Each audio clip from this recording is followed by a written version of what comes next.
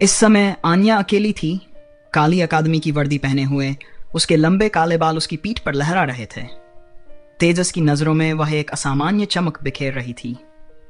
अनजाने में तेजस ने झाड़ू लगाना बंद कर दिया और उसे ध्यान से देखने लगा। उसके दिल में भावनाओं का तूफान मचा था। वह चाहता था कि दौड़कर उसके पास जाए और उसे गले लगा ले। उसकी होंठें बिना किसी इरादे के कस गई और उसकी आंखें थोड़ी नम हो गईं। ये पहली बार था जब उसने आन्या को अकेले देखा था। उसके आसपास कोई नहीं था। ऐसा लग रहा था मानो पूरी काली अकादमी ही उनकी मुलाकात की पृष्ठभूमि बन गई थी। तेजस ने झाड़ू को अपने हाथ में थामे हुए अपने पिछले जीवन के प्यार और इस जीवन में नए प्यार को महसूस किया। उसके हाथ कांपने लगे। दिव्य लोमड़ी विजन का भाग्य वास्तव में मुझे धोखा नहीं देता है, उसने सोचा। आन्या, जो दूर जा रही थी, अचानक रुक गई। ऐसा लगा जैसे उसे कुछ महसूस हुआ और उसने अनजाने में अपना सिर तेजस की ओर घुमा लिया। उनकी नजरें मिली और आन्या थोड़ी चौंकी। उसकी आंखों में थोड़ी घबराहट छलकी। अगले ही पल वह मुड़ी और तेजस की ओर चल दी। तेजस ने अपनी भावनात्मक उथल पुथल के बीच उसे अपनी ओर आते देखा। वह जो 3 जन्म जी चुका था लगभग सांस फूलने लगा। उसकी धड़कनें इतनी तेज हो गईं कि उसे खुद पर विश्वास नहीं हो रहा था। क्या हो रहा है? मुझे क्या करना चाहिए? वह आ रही है। तेजस के मन में अराजकता का तूफान मचा हुआ था। ऐसे समय में तेजस ने खुद को सही तरीके से पेश करना चाहा, लेकिन वह अपनी दृष्टि को उससे हटा नहीं सका। आन्या लगातार उसके करीब आती रही और 2 मीटर की दूरी पर जाकर रुक गई। जब उसने आन्या की ओर देखा तो उसकी आंखें चमक उठीं और उसके चेहरे पर एक कोमल मुस्कान थी। फिर उसकी मधुर आवाज गूंजी, क्या मैं आपसे पहले मिल चुका हूं? तेजस एक क्षण के लिए स्तब्ध रह गया। उसका मुंह खुला, लेकिन उसमें से केवल अस्पष्ट ध्वनियां ही निकल पाईं। मैं तुमसे कुछ पूछ रही हूं, आन्या ने कहा। उसका स्वर थोड़ा उदास था और उसने अधिक दृढ़ता से कहा, मैंने पहले भी दूध वाली चाय खरीदी है। ओह, आन्या की आंखें पहचानते हुए चमक उठीं। ओह, अब मुझे तुम्हारी याद आ गई। तुम थोड़े बदल गए हो। पिछली मुलाकात के बाद से तेजस में कुछ स्वाभाविक बदलाव हुए थे। वह लंबा हो गया था, उसका वजन बढ़ गया था और अब वह पहले जैसा दुबला नहीं दिखता था। वह कहीं अधिक स्वस्थ दिखाई देने लगा था। मैं आजकल अधिक खाने लगा हूं, तेजस ने लगभग पागलों की तरह कहा। आन्या ने सिर हिलाया और कहा, याद रखो, यहां के छात्रों को मत घूरो। अगर तुम किसी बुरे स्वभाव वाले व्यक्ति से टकरा गए तो परेशानी हो सकती है, समझे? हाँ, मैं समझ गया, धन्यवाद, तेजस ने जवाब दिया। आन्या ने धीरे से कहा, तो तुम यहां काम करते हो? ठीक है, मैं समझती हूं। यह कहकर वह मुड़ी और चली गई। तेजस ने लगभग अवचेतन रूप से कहा, आन्या। इसके तुरंत बाद उसने पछताया। वह नहीं चाहता था कि आन्या उसे अजीब समझे, लेकिन उसे आश्चर्य हुआ जब आन्या तेजी से चलती हुई सड़क पर गायब हो गई, जैसे उसने उसकी आवाज सुनी ही न हो। क्या उसने मेरी बात नहीं सुनी या उसने मुझे अनदेखा कर दिया? तेजस का दिल उलझन में पड़ गया। चाहे कितनी भी महत्वपूर्ण घटनाएं सामने हो, तेजस आमतौर पर धैर्य और समझदारी बनाए रखता था। लेकिन जब बात उसकी भावनाओं की आई तो यह समझदारी पूरी तरह से बिखर गई। आन्या काली अकादमी से बाहर निकली और जैसे ही वह मुख्य द्वार से बाहर निकली, अचानक रुक गई और अनजाने में अकादमी की ओर देखने लगी। उसकी भौहें थोड़ी सिकुड़ी हुई थीं और उसके दिल में उलझन की झलक थी। वह व्यक्ति अभी आन्या ने कई मानव जागीरदार देखे थे और यह लड़का निश्चित रूप से अकेला नहीं था जिसने उससे दूध वाली चाय खरीदी थी।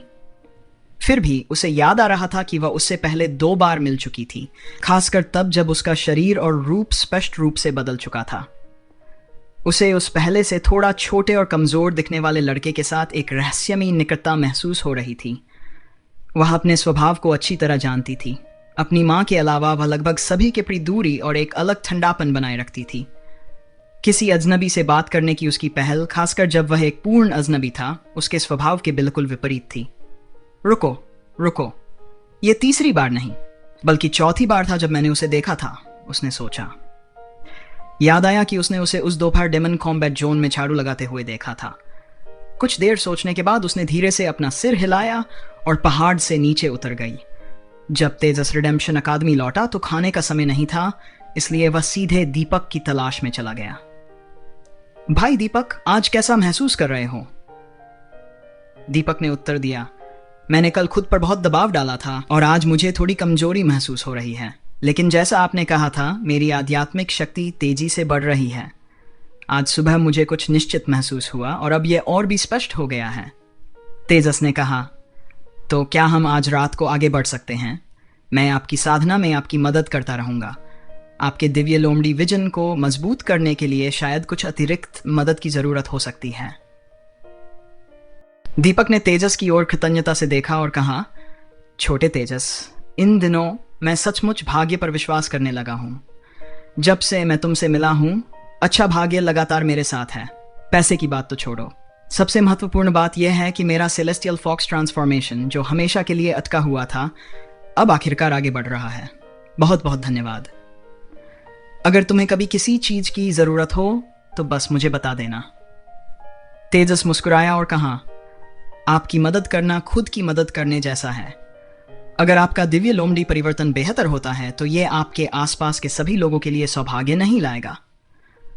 आज की मुलाकात ने उसे सेलेस्टियल फॉक्स विजन को एक नए दृष्टिकोण से देखने का मौका दिया। उसने विशाल काली अकादमी में 2 बार आन्या से मुलाकात की थी, जो कि अविश्वसनीय था। यह निस्संदेह दिव्य लोमड़ी विजन का लाभकारी प्रभाव था, खासकर यह देखते हुए कि उसने दोपहर में अपनी पहल पर उससे बात की थी। वापस लौटते समय तेजस अपनी खुशी को मुश्किल से रोक सका। बाकी सब कुछ एक तरफ रखते हुए, अगर वह संयोग से उसे हर दिन या लगभग हर दिन देख सके तो उसके साथ परिचित होना एक अच्छी शुरुआत होगी। है, तुम सही हो। ठीक है, आज रात के खाने के बाद मैं तुम्हें ढूंढने आऊंगा, दीपक ने हंसते हुए कहा। कौन उपयोगी नहीं बनना चाहता?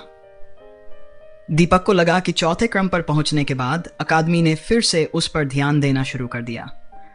अपने अस्थायी 5 लोगों की टीम के साथ आखिरी ऑपरेशन में सभी ने कहा कि किस्मत ने महत्वपूर्ण भूमिका निभाई, अन्यथा तेजस सही समय पर विंग्ड टाइगर के जबड़े में शक्ति के साथ विस्फोट नहीं कर सकता था, जिससे हार जीत में बदल जाती।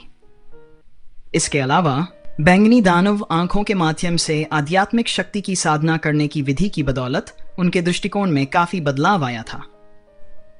यह एहसास काफी संतोषजनक था। तेजस वास्तव में दीपक की दिव्य लोमड़ी दृष्टि को बढ़ाने में मदद करना चाहता था। यह क्षमता, जो भाग्य की विशेषता के साथ जुड़ी थी, इतनी अनोखी थी कि तेजस इसका गहन अध्ययन करना चाहता था। भले ही इसका कोई प्रत्यक्ष व्यावहारिक उपयोग न हो, यह निश्चित था कि इसका व्यावहारिक उपयोग था और इससे उसे सीधे लाभ मिला। मैं तुम्हारे पास आऊंगा, तेजस ने सुझाव दिया। इस तरह प्रशिक्षण के बाद तुम सीधे अपने कमरे में ध्यान कर सकोगी और फिर मैं अपने कमरे में वापस चला जाऊंगा। यह काम करता है, दीपक ने सहमति जताई। रात के खाने के बाद तेजस और दीपक ने मिलकर सेलेस्टियल फॉक्स ट्रांसफॉर्मेशन का अभ्यास किया। यह विधि पिछले दिन की तरह ही थी, जिसमें तेजस ने तीव्र दबाव डाला। दीपक मानसिक रूप से तैयार था, लेकिन तेजस को अच्छी तरह पता था कि मृत्यु के निकट की अनुभूति को कैसे पुनः प्रस्तुत किया जाए, जिससे यह अभ्यास काफी प्रभावी हो गया। दीपक की कमजोर अवस्था में आराम करने के बाद तेजस अपनी साधना जारी रखने के लिए अपने कमरे में लौट आया।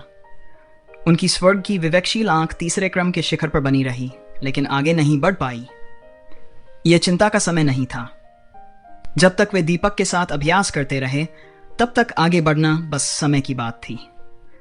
अपने कमरे में लौटने के बाद तेजस ने साधना में कोई जल्दबाजी नहीं की। आज की मुठभेड़ ने उसे समय के साथ अनुभव प्राप्त करने की अपनी प्रारंभिक योजना पर पुनर्विचार करने के लिए मजबूर कर दिया था।